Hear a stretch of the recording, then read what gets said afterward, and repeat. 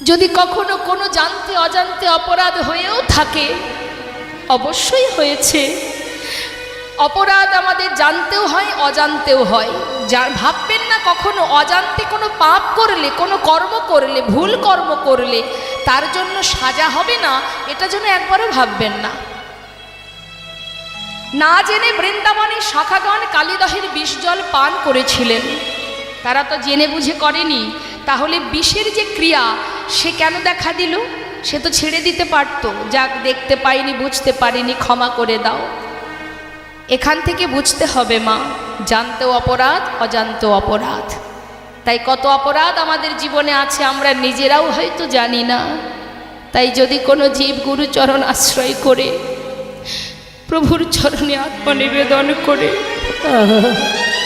একটি বারের জন্য যদি বলতে পারো, দুটি নয়ন জলে ধুইয়ে দেব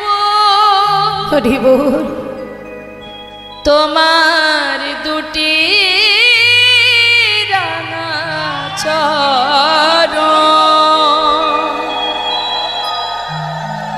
তুমি করিও গ্রহণ।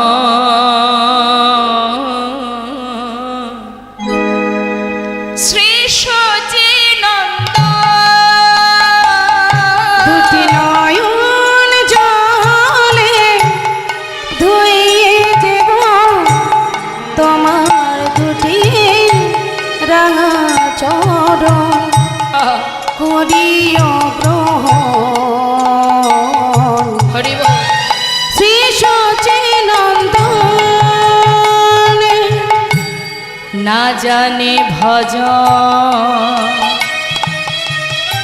না জানি পূজন, আমি না জানি ভজ, না জানি পূজ, আমি না জানি ভজন,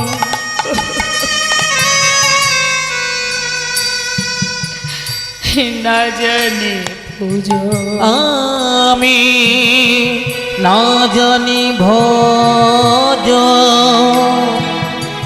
না জানি পূজ, কোন গুণে ভাবো রাঙা চরণ, আমি না জানি ভজ,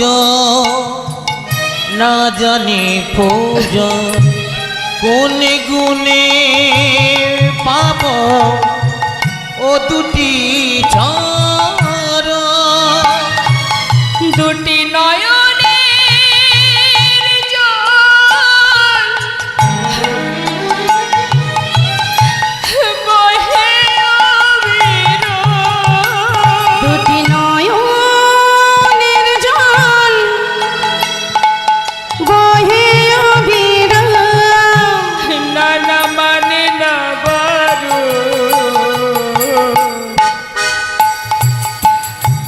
শ্রী সচিনন্দন দুটি নয়ন জলে ধুইয়ে দেব তোমার দুটি রাঙা চরণ, করিও গ্রহণ। শ্রী সচিনন্দন, শ্রী সচিনন্দন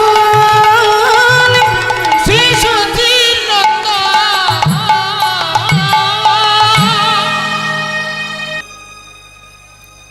সারা জীবনে একবার কৃষ্ণ নামে যত পাপ হরে জীবের সাধ্য নেই, জীব তত পাপ করে। তুমি অপরাধ করেছো, পাপ করেছো, অনেক ভুল করেছো, অন্যায় করেছো, কিন্তু একটি বারের জন্য সমস্ত ভুল ত্যাগ করে যদি গুরুচরণ আশ্রয় করে গৌরচরণে দুফোঁটা পরিশোধ করতে পারো। ভগবান বললে আমি চোখের জল সইতে পারি না, শুধু কেঁদে কেঁদে যদি জানাতে পারো হে দয়াময়, শ্রীবাস অঙ্গনের সম্মুখে নবদ্বীপের বড় পণ্ডিত চপল গোপাল ভবানী মায়ের পূজার শয্যা নিয়ে যে কর্ম করেছিল বাবা, শ্রীবাস পণ্ডিত পরম বৈষ্ণব ছিলেন, তাই তিনি দ্বারে দাঁড়িয়ে সবাই যখন তাকে অভিশাপ দিচ্ছেন সেই সময় তিনি বাধা দিলেন, বাধা দিয়ে বললেন, শান্ত হও, অভিশাপ দিও না, সে যে বড় চতুর, সে আমার ঘরের সামনে এমন কুকর্ম করে বুঝিয়ে গেছে। ওগো পণ্ডিত, তোমার ঘরে স্বয়ং পতিত পাবন গৌর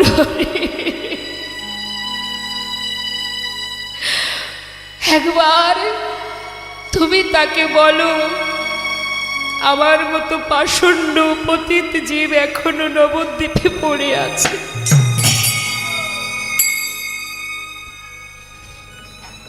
তাই তাকে অভিশাপ করো না। হাজারো অপরাধ করেও অবশেষে সে ভগবানের চরণে, প্রভুর চরণের দাস হয়ে রইলেন। তাই মাগো, ইচ্ছাটা সঠিক হতে হবে, বাসনাটা সঠিক হতে হবে। আমাদের সকলেরই বাসনা আছে, কি আছে না? কি বাসনা আমাদের? আমরা কি চাই ভগবানের কাছে? ধনং দেহি, পুত্রং দেহি, যশং দেহি, বিদ্যাং দেহি, জগতে যা কিছু আছে শুধু দেহি দেহি দেহি দিয়ে যাও, শুধু দিয়ে যাও। ভগবানের কাছে শুধু চাইতে জানি, সুখে থাকবো, ভালো থাকবো, কষ্ট পেতে চাই না। হরি বল। আমরা কেউ কষ্ট পেতে চাই না, সবাই সুখ পেতে চাই। হ্যাঁ, কিন্তু জেনে রাখবেন মা, সব কিছু না থাকলে সেটা জীবন নয়। আমাদের এই জীবনটা একটা সেবার থালার মতো। সেবা করার যে থালা, একটা থালার মধ্যে কি কি থাকে? হরে কৃষ্ণ, রুটি থাকে, অন্ন থাকে, ডাল থাকে, সবজি থাকে, ভাজা থাকে, তাই না? পরমান্ন থাকে, আবার চাটনি থাকে, রসা থাকে, থাকে তো, সব সাজানো থাকে। এখন মনে করুন এত কিছু আছে থালার মধ্যে বাবা, কিন্তু তার মধ্যে আপনার চাটনিটা খুব পছন্দ, তাহলে থালা ভর্তি যদি চাটনি দেওয়া হয় ভালো লাগবে? নেতাহাই গৌর হরি বল, হরি বল। তাহলে যেটা আপনার পছন্দ সেটা বেশি দিলে ভালো লাগবে না, তাহলে সব কিছু থাকতে হবে, তবেই সেটা ভালো লাগবে। নেতাই গৌর হরি বল। অর্থাৎ ভোগের থালা, সেবার থালা যেটা, তার মধ্যে সব কিছু থাকে, অর্থাৎ আমাদের জীবনটা ওই সেবার থালার মতো। মনে করুন আপনার কোনো কষ্ট নেই, আপনার কোনো দুঃখ নেই, আপনি মহা সুখে সুখী, কিন্তু জেনে রাখবেন যদি কারোর জীবনে সুখ থাকে, সে সর্বসুখে সুখী, তার টাকা পয়সার অভাব নেই, থাকা খাওয়ার সমস্যা নেই, সব দিক থেকে তার সুখ, দেখবেন যেটা আছে মানুষ তার উল্টোটা চায়, মানে যেটা নেই সেই দিকে তার আকর্ষণ থাকে। অর্থাৎ আপনার সুখ থাকলে আপনি তাতে সন্তুষ্ট হবেন না, তার বিপরীত যেটা আছে সেটার দিকে আপনার মন টানবে। হরি বল, হরি বল। তাই সব কিছুর মধ্যেই সুখ, একটা জিনিস নিয়ে কেউ সুখী হতে পারে না। আজ আমার রাধারানীর কথা একবার ভাবুন, তিনি বাদিনীর ঘরে থেকে বসে বসে কেঁদেছেন। কারণ কি? তিনি বুঝিয়ে গেছেন জগৎজীবকে যে বাদিনীর ঘরে থেকে লাঞ্ছনা গঞ্জনা সহ্য করে তার মধ্যে দিয়ে কি করে গোবিন্দ ভজন করতে হয় একবার আমাকে দেখো। হরি বল, হরি। জটিলা কুটিলা জানে ভগবান সব সইতে পারেন, পারেন না তিনি দুটো জিনিস। এক, কারোর ভিতরে যদি অহংকার থাকে সেটা যেমন তিনি সইতে পারেন না, আর যদি কারোর চোখে দুফোঁটা জল তিনি দেখেন তিনি আর সইতে পারেন না। ভক্তের চোখের জল যে তিনি একটু সইতে পারেন না। ভগবান কৃষ্ণ আমার প্রতিদিনের ন্যায় সখাগণকে সাথে করে নিয়ে বনমাঝে খেলা করছেন। তিনি যে খেলা করছেন সেটা বৃন্দাবনে কৃষ্ণরূপ, কৃষ্ণ অবতারে দ্বাপর যুগে। তা তিনি যে বনমাঝে খেলা করছেন মা, খেলা করতে করতে তিনি অনেক লীলা করেছেন খেলার ছলে। তো আজ তিনি খেলা খেলতে খেলতে হঠাৎ সুবল সখাকে দেখে তার রাধার কথা মনে পড়ে গেছে। সুবল সখা দেখতে অনেকটা রাধার মতো, জেঠতুতো খুড়তুতো ভাই বোন, মুখের একটু মিল আছে। হরে কৃষ্ণ। এদিকে তা বাবা, এখন সুবলকে দেখে যে রাধার কথা মনে পড়ে যায়, হঠাৎ গোবিন্দের আর কিন্তু খেলাই করতে মন বসে না রাধার কথা মনে পড়ে গেলে। তা আজ তিনি সুবল সখাকে কাছে পেয়ে বলছে, ভাই আর যে খেলা ভালো লাগছে না। কেন না? প্রেমময়ী রাধার কথা তার মনে পড়েছে, একবার এনে দেখা। সুবল বলছে, যখন তখন তুই রাধার কথা বলবি আর তাকে তাকে আনা কি সহজ ব্যাপার? সে কোথায় থাকি তুই জানিস না? হ্যাঁ, বাদিনীর ঘরে তার বাস। মন চাইলে তোমার যখনই মন চাইবে তখনই তাকে আনতে হবে। এ বড় কঠিন কাজ, সব সময় সম্ভব নয়। জানি না ভাই, একবার এনে দেখা। তিনি কি করলেন? বিলম্ব না করে নিজের ধেনুবৎসগুলো সখাদের কাছে দিলেন। এদিকে সাথে কে আছে বলাই দাদা? তিনি বুঝতেই পেরেছেন ভাইয়ের মুখটা দেখে যে না জানি আবার কোন লীলা প্রকাশ হবে। তাই তিনি ছলনা করে বলছে, কানাই আমার কিন্তু ভাই প্রচণ্ড ঘুম পাচ্ছে, তা আমি একটু ঘুমাই। ঠিক আছে, তুই ঠিকঠাক ধেনুগুলো লক্ষ্য রাখিস, কেমন? হ্যাঁ হ্যাঁ দাদা, চিন্তা করো না। বলরাম পঞ্চভাবে ভাইকে সেবা দেয়, তো ভাইকে ছাড়া এক মুহূর্ত থাকতে পারেন না। তাই বলরাম কি করেছেন? তিনি ছলনা করে ভাইকে পাঠিয়ে দেওয়ার জন্য তিনি ঘুমিয়ে পড়েছে, মানে শুয়ে আছে, কপট নিদ্রায় নিদ্রিত। এদিকে গোবিন্দ গিয়ে ডাকছে, দাদা, হো দাদা, ঘুমালে নাকি? দাদা চিন্তা করছে সারা দিলে ভাই যেতে পারবে না, লীলা করতে পারবে না।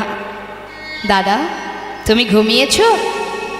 সঙ্গে যারা বন্ধু সখা আছে বলছে, দেখ ভাই দাদা ঘুমিয়ে আছে। শোন, দাদা যখন উঠবে যদি জিজ্ঞাসা করে যে ভাই কোথায়, তাহলে দাদাকে সত্য কথা বলিস। কি বলবি? পিপাসার লাগিয়া গিয়াছে কানাই প্রেম সরোবরের কুলে। ওই না পিপাস লাগিয়া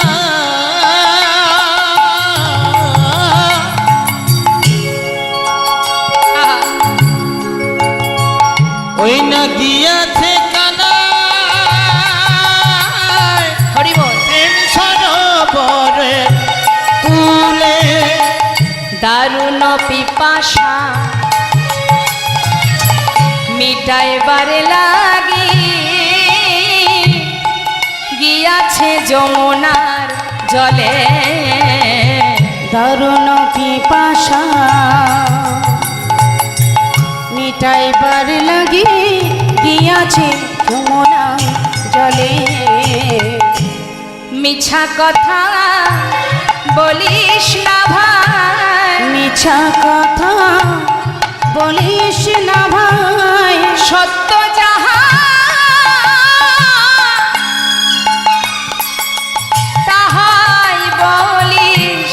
মিছা কথা যেন বলিস না ভাই, ওই না সত্য যাহা তাহাই বলি। মিছা কথা বলিস না ভাই, গিয়াছে যমুনার কুলে, গিয়াছে যমুনার কুলে। পিপাসার লাগিয়া গিয়াছে কানায় প্রেম সরোবরের কোলে। এইটুকু বললেই দাদা বুঝতে পারবে। হ্যাঁ, একেবারে প্রকাশ করা লাগবে না, সব খুলে বলতে হবে না, এইটুকু বললেই তাহলে কি হলো, দাদাকে সত্য কথাও বলা হলো, আবার কথাটা ঘুরিয়ে বলা হলো। হরি বল। সাবধান, তাহলে আর দেরি নয়, চল ভাই একবার রাধাকে দেখে আসি। আর খেলায় মন বসছে না, সখাগণকে সাথে করে নিয়ে নিজের যত ধেনুবৎস সব সখাদের হাতে তুলে দিয়ে এবার সুবল সখাকে সাথে করে নিয়ে যাচ্ছে। খেলার রসে ছিল কানাই সুবলের সনে, হেন কালে রাধা বদন পড়ে গেল মনে।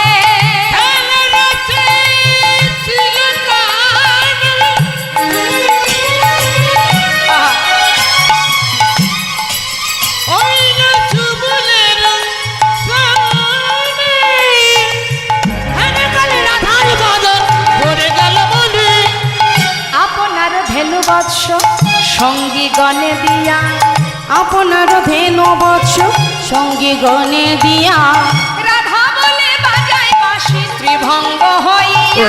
রাধা বলে বাজায় বাঁশি ত্রিভঙ্গ হইয়া। একবার দেখা দাও গো রাধে, একবার দেখা দাও গো রাধে, একবার দেখা দাও গো রাধে, একবার দেখা দাও গো রাধে, প্রাণ গোবিন্দ বাঁশিতে ডাকি একবার রাধা দাও গো। প্রাণ গোবিন্দের বাঁশিটি বাজে, একবার দেখা দাও গো রাধে, রাধা বলে বাজায় বাঁশি ত্রিভঙ্গ হইয়া। রাধা বলে বাজায় বাঁশি ত্রিভঙ্গ হইয়া। হরি বল হরি বল। গোবিন্দ বিলম্ব না করে রাধাকে দর্শন পাওয়ার আশায় বাঁশি বাজালেন। বলুন তো মা, সর্বনাশা বাঁশি কুলনাশা বাঁশি, এ বাঁশি যদি বাজে তাহলে কি হবে?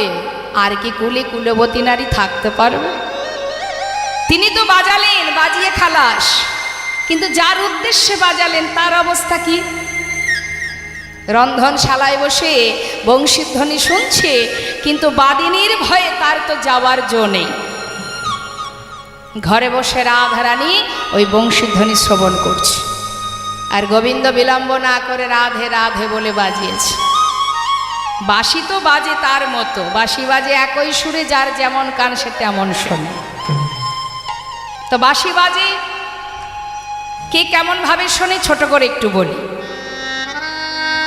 গোবিন্দ বাঁশি বাজাচ্ছে, মাতা যশোমতী শনে ননিদে মাননি, ননিদে মাননি, নন্দয়ুপানন্দ শনে এই তো বাধায়ানি, এই তো বাধায়ানি। সখাগণ শনে বাঁশি চলে গঠে যা, চলে গোটে যা। আমার রাধা রানী শনে বাঁশি একবার ঘাটে এসো রাধারানী। শোনে বাঁশি একবার ঘাটে এসোরা। হরি বল। মানে কেমন জানেন মা, চার বন্ধু রাস্তা দিয়ে হেঁটে যাচ্ছে। এখন চার বন্ধু, একজন হচ্ছেন মুসলমান, একজন বৈষ্ণব, একজন ব্যবসাদার, একজন কোমর।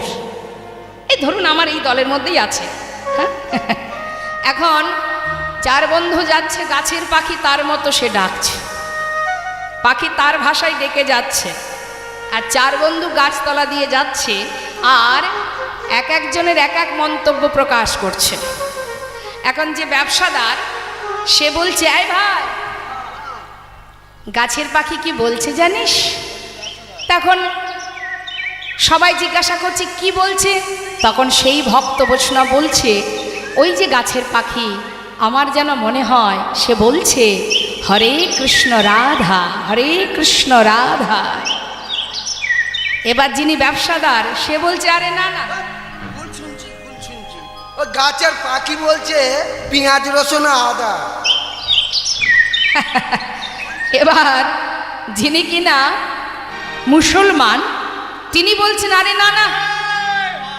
কি হলো? তোমাদের কোনো কথাই বলেনি, ও বলছে আল্লাহ রসুল খোদা।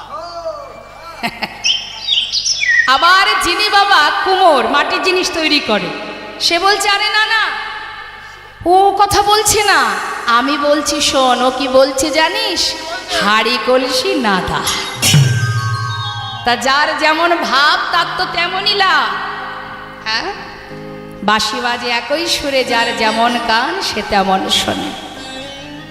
যে বাঁশির ধ্বনি শ্রবণ করে বৃন্দাবনের আলাভোলা গোয়ালিনী ঘর ছেড়ে, সংসার ছেড়ে, ইহজগতের পতি ছেড়ে পরপতির কাছে, পরম পতির কাছে চলে যায়, সেই গোবিন্দ আমার বাঁশি বাজালেন। কুলনাশা বাঁশি মান কুল শীল জাত কিছুই রাখে না, এমন সর্বনাশা বাঁশি। যেই না বাঁশি বাজলো, রাধারানী রন্ধনশালায় বসে সখীদের কাছে দুঃখ প্রকাশ করছে। তা রাধারানী সখীদের মধ্যে বসে বাদিনীর ঘরে বসে দুঃখ করছে। এখানে একটা কথা আমাদের জানতে হবে মা, যে ঘরে বসে রাধারানী কৃষ্ণ কথা বলতে পারে না, শাশুড়ি ননদিনীর ভয়। এখন বিষয় হচ্ছে, সত্যি কি জটিলা কুটিলা গোবিন্দকে ভালোবাসেন না? এটা কি সত্য মেনে নেওয়া যায়? আহা, বলে না গো না, জটিলা কুটিলা গোবিন্দকে বেশি ভালোবাসে।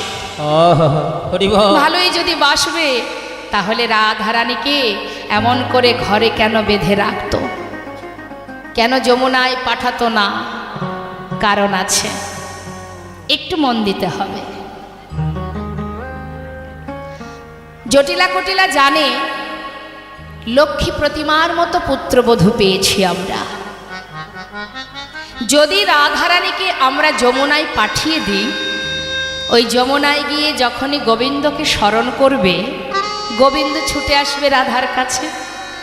আর যেই রাধার কাছে ছুটে আসবে, ওই যমুনার ধারে রাধা গোবিন্দের মিলন হবে। হরিবোল হরিবোল। তাই তাদের মনের বাসনা যে রাধারানীকে যদি যমুনায় না পাঠায়, তাহলে রাধা গোবিন্দের যুগল মিলনটা যমুনার ঘাটে না হয়ে আমার কুঠিরে হবে না। তাই গৌর হরিবোল হরিবোল। কত সুন্দর ইচ্ছা দেখুন, কত সুন্দর স্বপ্ন দেখুন।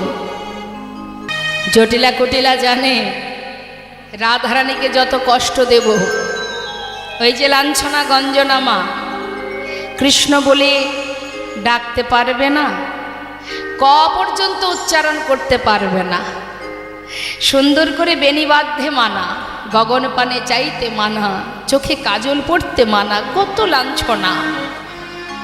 এমন কষ্ট যদি আমাদের পেতে হয়, হয়তো এমনও কোনো মানুষ আছে যারা আর ভগবানকে ভালোই বাসবে না। তোমাকে ভালোবাসলে এত কষ্ট পেতে হবে? আহ, তা বাবা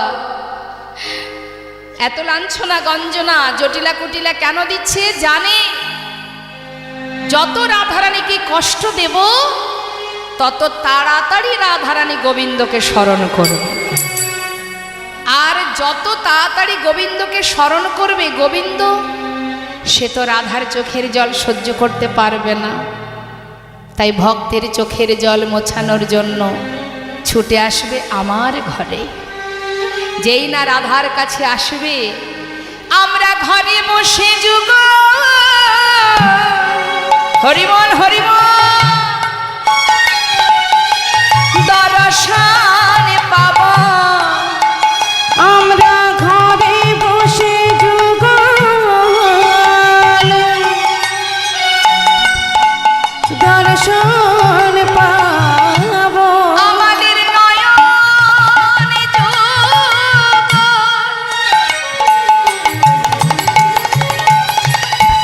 ধন্য হবে। হরিবোল। ঘরে বসে যুগল দর্শন পাব।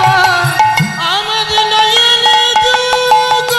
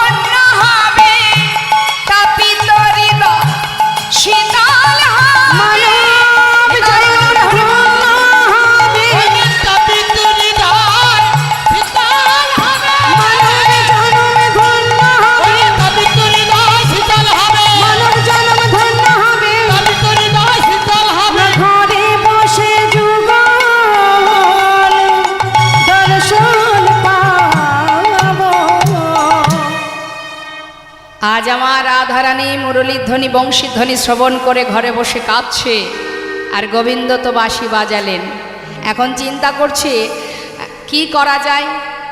সুবল সখা বলছে, শোন, এক কাজ কর, যদি তুই রাধারানীকে দেখতে চাস, বাঁশি তো বাজিয়েছিস, অর্থাৎ তাকে জানানো হয়ে গেছে, আর যদি রাধাকে দেখতে চাস তাহলে এক কাজ কর, যিনি যোগাযোগকারিণী মা যোগমায়া যোগেশ্বরী, দেরি না করে তাকে স্মরণ কর। নিতাই গৌর হরি বল। মা যোগমায়াকে স্মরণ কর, মাই হয়তো পারবে তোর বাঞ্ছা পূর্ণ করতে। যোগমায়া যোগেশ্বরী লীলার সহায়কারিণী মা পূর্ণমাসী যোগমায়া। মা যোগমায়া বিলম্ব না করে তিনি সদা সর্বদাই তো গোবিন্দের লীলার যোগাযোগ ঘটান মা। হ্যাঁ, তা গোবিন্দর লীলাকে পরিপূর্ণ করার জন্য আজ তিনি বিলম্ব না করে গোবিন্দের নিকটে এসে উপস্থিত হলেন। বলো প্রভু, আজ আবার তোমার মনের কি বাঞ্ছা? মা, তুমি আমার রাধারানীকে এনে দেখাও। বলছি, সর্বনাশ, থাকি আনা কি যেমন তেমন ব্যাপার, এই অসময়ে তাও? হ্যাঁ, কী করে আনবো তাকে? তাহলে এক কাজ করো, তাহলে একটা না একটা তো ছলনার আশ্রয় নিতেই হবে। কি করা যায়? তুমি এক কাজ করো, পথের ধারে তুমি দানি সেজে দাঁড়াও, আর আমি দেখি ছলে বলে রাধারানীকে ঘর থেকে আনা যায় কিনা। নিতাই গৌর হরি বল। মা কি করলেন? গোবিন্দকে দানি সাজিয়ে দাঁড় করালেন। দেখুন মা, দান কিন্তু অনেক রকমের আছে, রক্তদান, বস্ত্রদান আছে না, অন্নদান। শাস্ত্রে 3 রকম দানের কথা বললেন, তামসিক দান, রাজসিক দান, সাত্ত্বিক দান। এখন তামসিক দানটা কেমন একটু মন দিয়ে শুনবেন। দান তো সবাই কম বেশি করা হয়। অনেকে দেখবেন দান করে প্রিয় বস্তুটা কাউকে দিয়ে দেয়, এটা দান। আবার অনেকে আছে যেটা ফেলে রেখেছে ঘরের কোণে, প্রয়োজন নেই, সেটা কাউকে দিয়ে দেয়, সেটা একটা দান, ওটা কোনো দানের মধ্যে পড়ে না। তা তামসিক দানটা কেমন? আপনার কর্ম করে দিল আপনার বন্ধু, খুশি হয়ে আপনি 500 টাকা 1000 টাকা দিলেন। দান কি? হ্যাঁ রে ভাই, তোর কাজ করে দেব, তুই আমাকে খাওয়াবি তো। মানে আমি আর ভেঙে বলছি না, বুঝে নিন, এটাও একটা দান। হ্যাঁ, রাধে রাধে, এটাও দান। দেওয়া মানেই দান, দান করছে, কিন্তু দান করছে অসৎ কাজে। হ্যাঁ, তা যিনি দিচ্ছেন এবং যিনি নিচ্ছেন উভয়ের সমান অপরাধ। রাজসিক দানটা কেমন? মনে করুন হরিবাসরে কিছু টাকা ডোনেশন করলো, যার আছে, দান করে তার ভিতরে একটা অহংকার কাজ করে। নিতাই গৌর হরি। আমি এত দিয়েছি, 50 লাখ টাকা দিয়েছি, 50,000 টাকা দিয়েছি, আমি যখন যাব বড় চেয়ারটা আমাকে দেবে। এই যে যশ খ্যাতি পাওয়ার আশা, এটাকে বলা হয় রাজসিক দান। আমার নামটা বারবার মাইকে ঘোষণা করবে। দেখবেন অনেকে আছে বলে, দিদি 500 টাকা দিচ্ছি, আমার নামটা একটু বলে দিন না। নিতাই গৌর হরি। তার মানে কি? দিচ্ছি কার জন্য? ভগবানের জন্য। ভগবানকে দিচ্ছি, ভগবান জানতে পারছে, তাতে আমার প্রয়োজন নেই, মানুষ যেন জানতে পারে আমি দিয়েছি। তার মানে জগৎ জীবকে দেখানোর জন্য দান, এ দান কিন্তু বৃথা। আবার অনেকে লাখ লাখ টাকা দান করছে, কিন্তু নিজেকে লুকিয়ে রেখেছে। কেন? তুমি আমায় দিয়েছো প্রভু, আমি তোমায় দিলাম, শুধু তোমার কাছে একটা নিবেদন, যেন তোমার সেবায় লাগে। হরি বল, হরি বল। তোমার দান ভগবান গ্রহণ করতেও পারে, নাও পারে, দিতে জানতে হবে, তবে তো গ্রহণ করবে। আমরা দিতেই জানি না। হরি বল। তা এটাকে বলা হয় রাজসিক দান। বাড়িতে যদি দেখা গেল 200-500 বৈষ্ণব সেবা হলো, তার পিছনে উদ্দেশ্য থাকবে। উদ্দেশ্য যদি সফল না হয়, পরে গিয়ে আফসোস করে, কি করে ফেললাম, এতগুলো টাকা নষ্ট হয়ে গেল, কাজের কাজ কিছু হলো না। নিতাই গৌর হরি বল। এটাকে বলা হয় রাজসিক দান। সাত্ত্বিক দান, আপনার 10 টাকা আছে, 100 টাকা আছে, সেটাই দান করুন। ভগবান আপনাকে বলেনি আমাকে অমৃত খাওয়াতে হবে, আমাকে রাজভোগ দিতে হবে। তোমার যেমন আছে তুমি তেমনটাই দাও না, ভগবান তাতেই খুশি। দাঁড়ে দাঁড়ে ভিক্ষা করে, দাঁড়ে দাঁড়ে ভিক্ষা করে তুমি যদি ভগবানের সেবা দাও, ভগবান তাতেই সন্তুষ্ট। ভগবান ভক্তের দান বড় ভালোবাসে। তবে ভাববেন না আমার তো কিছু নেই, আমি কি করে ভগবানকে সেবা দেব। যেমনটা আছে, এটাকে বলে সাত্ত্বিক দান। সঠিক পাত্রে দান করতে হবে, অপাত্রে দান করলে হবে না। সঠিক পাত্রে দান করতে হবে।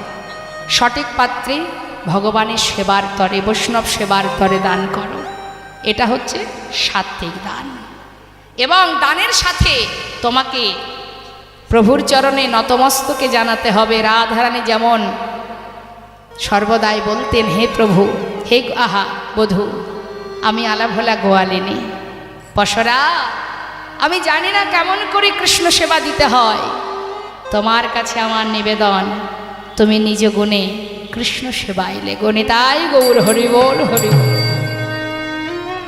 দানের সাথে সাথে প্রভুর চরণে নিজের আত্মনিবেদন করো, জানাও, হে প্রভু, তুমি আমাকে যা দিয়েছো আমি তাই দিয়েছি, যেন আমার এই দান তোমার সেবায় লাগে। দানের কথা একটু বলি, মন দিয়ে শুনুন। আহা,